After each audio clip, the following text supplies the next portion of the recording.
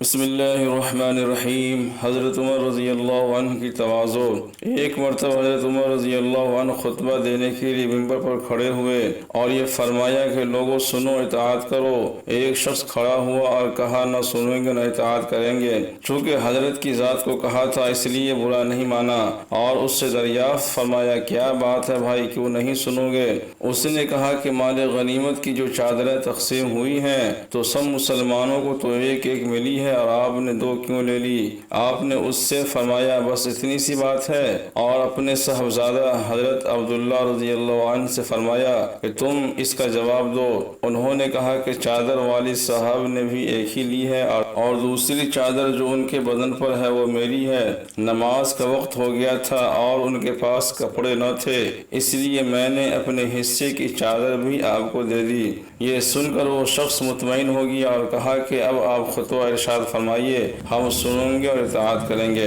حضرت عمر رضی اللہ تعالیٰ عنہ کی 6 نصیحتیں۔ ایک موقع پر خلیفہ دوم امیر المؤمنین حضرت عمر فاروق رضی اللہ تعالیٰ عنہ نے بطور نصیحت فرمایا جو آدمی زیادہ ہنستا ہے اس کا رعب کم ہو جاتا ہے، جو مذاق زیادہ کرتا ہے لوگ اسے کم رتبہ اور حیثیت سمجھتے ہیں، جو باتیں زیادہ کرتا ہے اس کی لغزشیں زیادہ ہوتی ہیں، جس کی لغزشیں زیادہ ہوتی ہیں اس کی حیا کم ہو جاتی ہے، جس کی حیا کم ہو جاتی ہے اس کی پرہیزگاری کم ہو جاتی ہے، اور جس کی پرہیزگاری کم ہو جاتی ہے اس کا دل مردہ ہو جاتا ہے۔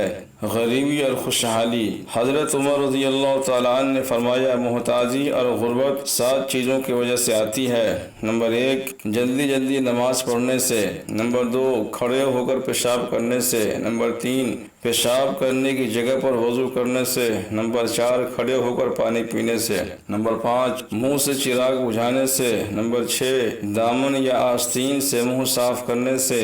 اور 7 چیزوں سے خوشحالی آتی ہے۔ نمبر 1 قرآن کریم کی تلاوت کرنے سے۔ نمبر 2 5 وقت کی نماز پڑھنے سے۔ نمبر 3 اللہ کا شکر ادا کرنے سے۔ نمبر 4 غریبوں اور مجبوروں کی مدد کرنے سے۔ نمبر 5 گناہوں سے معافی مانگنے سے۔ نمبر 6 ماں باپ اور رشتہ داروں کے ساتھ اچھا برتاؤ کرنے سے۔